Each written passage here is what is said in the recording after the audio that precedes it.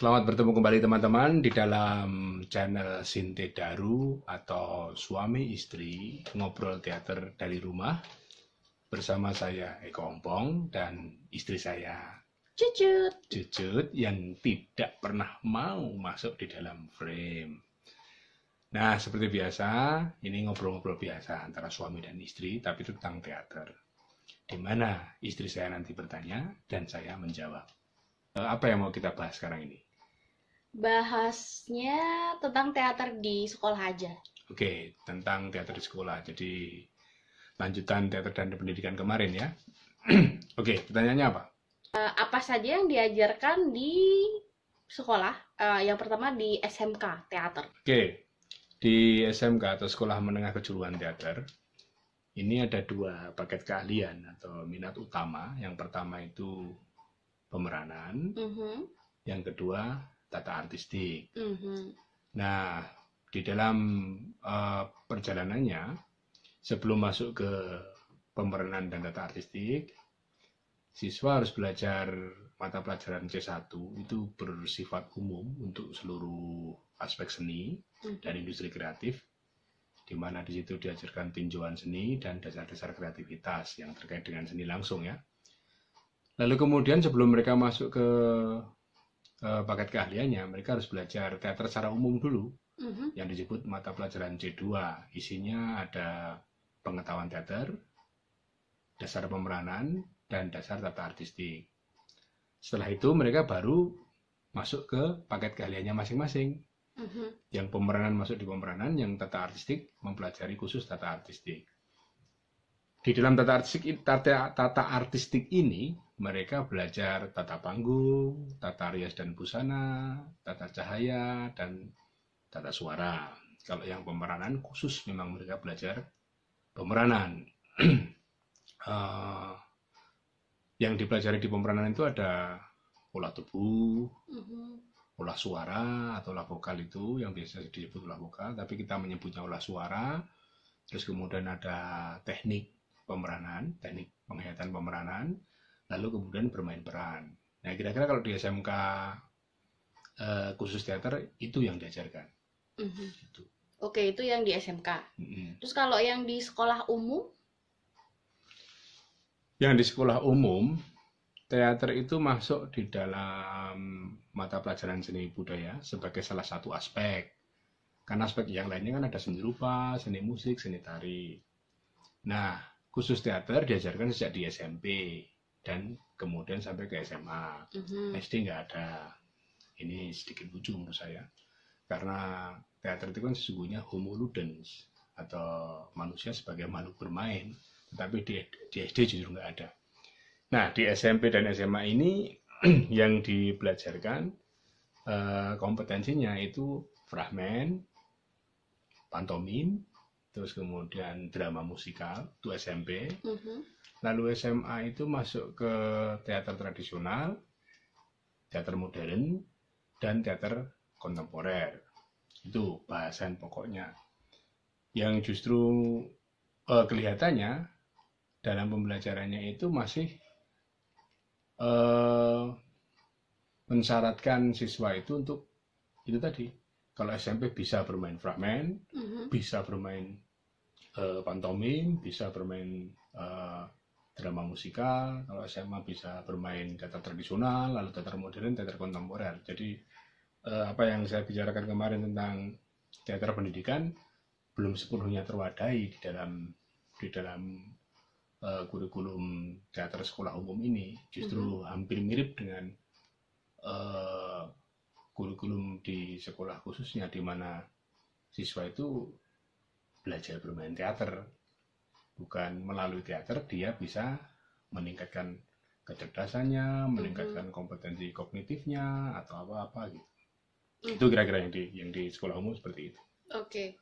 Terus bagaimana kira-kira proses pembelajaran yang terjadi di kedua ini ya? Yes. Ya, kalau yang di SMK itu jelas langsung mengarah kepada profesi. Jadi nanti kalau penata artistik ya, di tata artistik ya dia pasti akan menjadi bergerak di bidang tata artistik. Apakah dia bekerja di panggungnya atau bekerja sebagai penata suara dan sebagainya. Itu arahannya langsung profesi.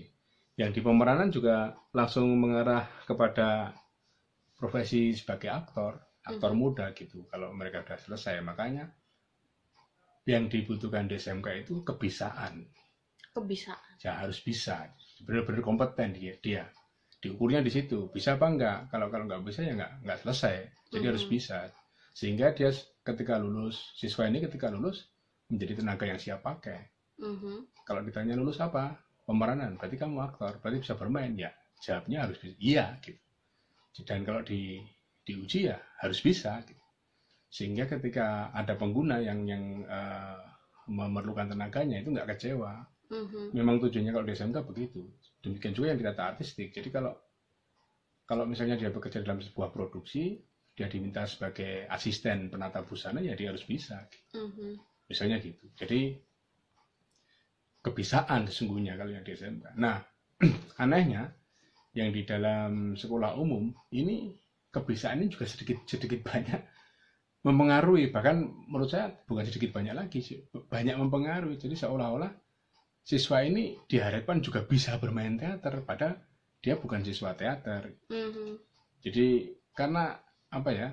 Ya karena memang kompetensi dasarnya itu tadi fragmen, pantomim, drama musikal, teater tradisional, teater modern, teater kontemporer yang sesungguhnya ini sangat berat sesungguhnya. Kalau memang harus dikerjakan dalam konteks harus bisa bermain teater seperti ini.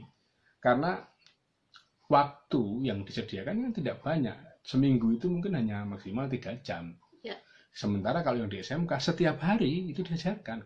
Jadi kebisaan di dalam SMK itu menjadi keniscayaan. Ya. Memang betul karena diajarkan setiap hari seperti itu. Tapi kalau di sekolah umum kan sebetulnya enggak. Ya. Ya sayangnya sampai saat ini kompetensi dasar yang ada di dalam kurikulum itu masih seperti itu. Jadi mau nggak mau ya harus diajari bisa meskipun apalah sedikit-sedikit atau gimana. Gitu.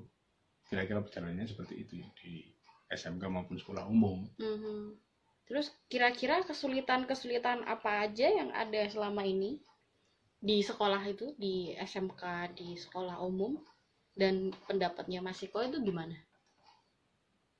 Kalau di SMK ya, menurut beberapa guru, yang pertama memang fasilitas. Misalnya di tata artistik. Untuk bisa mempelajari tata cahaya, kan butuh berbagai macam jenis lampu yang belum tentu dimiliki oleh sekolah itu. Selain lampu masih ada lagi alat yang lain-lain, kabel, terus kemudian pengatur cahaya itu, apalagi nanti dengan tata suara harus memiliki sound system yang lengkap, rias dan busana itu harus ada bahan dan alat yang memadai dan sebagainya. Ini kendala pertama. Terus kendala keduanya ya juga ketersediaan pengajar yang khusus untuk itu. Jadi kalau tata cahaya ya semestinya diajar oleh orang yang benar-benar ahli tata cahaya. Demikian juga dengan tata panggung dan sebagainya. Nah ini menurut beberapa teman guru ada sedikit kendala di situ. Terus kemudian yang pemeranan pun juga sama karena di olah tubuh misalnya itu kan harus diajarkan olah tubuh ketahanan, olah tubuh keterampilan, dan olah tubuh terapan gitu. Nah ini kan semestinya membutuhkan pengajar-pengajar khusus. Bagaimana mengajarkan olah tubuh ketahanan dengan benar, dengan tepat dan sebagainya. Demikian juga dengan olah suara. Olah suara itu kan sampai menyanyi sesungguhnya. Jadi mestinya gurunya juga harus tersedia untuk itu. Nah ini kesulitannya ada di fasilitas, kemudian ketersediaan guru. Itu jadi menurut saya ini yang harus dipenuhi ya. Jadi gurunya harus disediakan dan juga fasilitasnya untuk yang khusus SMK itu. Nah kalau yang di sekolah umum itu keterbatasan literatur atau referensi. Karena selama ini yang dipakai kan hanya buku-buku yang wajib itu. Sementara kalau kita berbicara tentang misalnya pantomim, bicara tentang teater tradisional, teater kontemporer itu kan sebetulnya banyak sekali sumbernya. Nah, sumber referensi atau literatur yang tidak banyak tersedia ini menjadi kendala. Dan juga fasilitas juga. Karena teater kan tidak bisa diajarkan dengan bangku kayak gitu. Guru berdiri itu siswanya duduk dengan bangku berjejer itu sebenarnya nggak bisa, jadi butuh ruang kosong, Aha. butuh empty space yang luas sehingga anak-anak bisa bergerak dengan leluasa. Nah, ini tidak semua sekolah punya. Terus kemudian kendala lainnya juga ketersediaan pengajarnya, karena tidak banyak sih guru-guru teater yang ada di Indonesia ini untuk sekolah umum, nggak banyak. Jadi kalau memang ada siswa yang berminat di situ, ya gak repot juga gitu. Kira-kira begitu, yang itu kendala-kendala umumnya. Terus kemudian secara kurikuler, kalau yang di SMA dan SMP ini, menurut saya konsep teater pendidikan semestinya diadopsi, di mana sistem pengajaran seni budaya di sekolah umum itu tidak harus kebisaan, karena itu sudah diurusi oleh sekolah menengah kejuruan gitu. Yeah. Kalau kamu memang menjadi aktor, ya sudah ada sekolahnya lah. Bagaimana kemudian yang di sekolah umum itu semestinya melatih kebiasaan. Jadi bagaimana anak-anak itu berpengalaman di dalam seni, bukan bisa berseni, tapi memiliki pengalaman seni, sehingga seni bisa digunakan sebagai media atau alat untuk menumbuh kembangkan kecerdasan mereka, untuk menumbuh kembangkan karakter mereka, untuk menumbuh kembangkan kemanusiaan mereka, untuk melatih mereka berpikir analogis, untuk melatih mereka berpikir deduktif, induktif, untuk melatih mereka dialektika dan sebagainya. Menurut saya itu lebih penting di sekolah umum daripada harus belajar bermain, bisa main ini, bisa main itu. Gitu kalau menurut saya. Jadi harus ada penyesuaian ulang lah tentang kurikulum, karena kalau di barat itu kompetensinya juga terbuka sih ya. Jadi kompetensi sekolah umum itu 50-50 istilahnya. Jadi pelajaran teater itu separuhnya memang dia belajar teaternya ke itu tentang kompetensi teaternya, separuhnya dia belajar teater dan sekitarnya, misalnya tentang fungsi seniman bagi masyarakat, misalnya gitu-gitu. Jadi apa yang diperbuat oleh orang teater itu di masyarakat, misalnya begitu. Terus apa gunanya belajar teater bagi masyarakat, itu diajarkan. Alah, ini kan bagus untuk membantu anak-anak berpikir. Menurut saya demikian sih. Ya. Gitu menurut saya. Oke, baik. Ada pertanyaan lain? Kali ini kayaknya saya lebih banyak ngomong ya. Yes. Gak apa-apa. Ini bukan ngobrol tapi tanya jawab. Iya, ini bukan ngobrol, tanya jawab ya. Tapi nggak apa-apa ya? Ya nggak apa-apa. Oke, teman-teman, itu tadi ngobrol atau tanya jawab antara istri saya dan saya. Dan maaf, saya terlalu cerewet, terlalu banyak ngomong untuk episode kali ini. Kita ketemu di episode berikutnya, masih dalam channel Sintet Daru. Semoga tetap semangat, tetap terus berkarya, dan terus berpikir positif selama pandemi COVID ini. Happy banana. Happy banana. Happy banana.